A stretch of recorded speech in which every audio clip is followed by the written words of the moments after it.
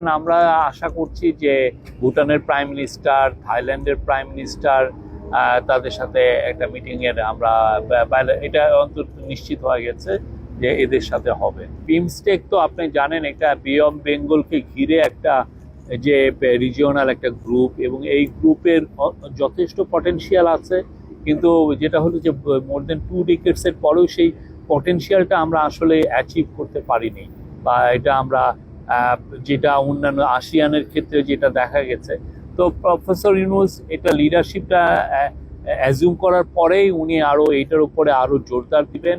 উনি কিন্তু বারবার বলছেন, উনি ইন্টারিম গভর্নমেন্টের প্রধান হওয়ার পরের থেকে বলছেন যে আমাদের আশেপাশে যে রিজিওনাল যে গ্রুপ আছে, সার্ক আছে, বিমস্টেক আছে, এগুলোকে যে করেই হোক রিভাইভ করতে হবে এবং রিভাইটালাইজ করতে হবে, যাতে করে বাংলাদেশ তার কথাগুলো বাংলাদেশের এই রিজিওনাল কোঅপারেশনের ফ্রেমওয়ার্কে যাতে তার কথাগুলো সবাইকে বলতে পারে, তাদের সাথে আরও ট্রেড এবং ইনভেস্টমেন্ট এবং অন্যান্য যে পিপল টু পিপল কোঅপারেশনগুলো যেন আরও সুদৃঢ় হয়। তো এই জায়গায় প্রফেসর ইউনূস খুবই সুস্পষ্ট ওনার একটা পলিসি আছে এখানে, বিগিনিং অফ কনভারসেশন ইউএস এর তরফ থেকে।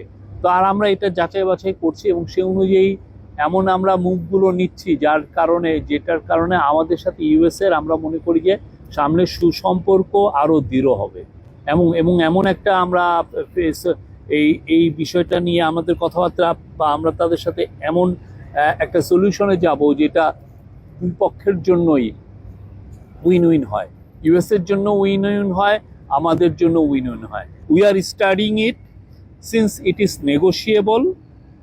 We will negotiate and I am sure we can draft out the best deal.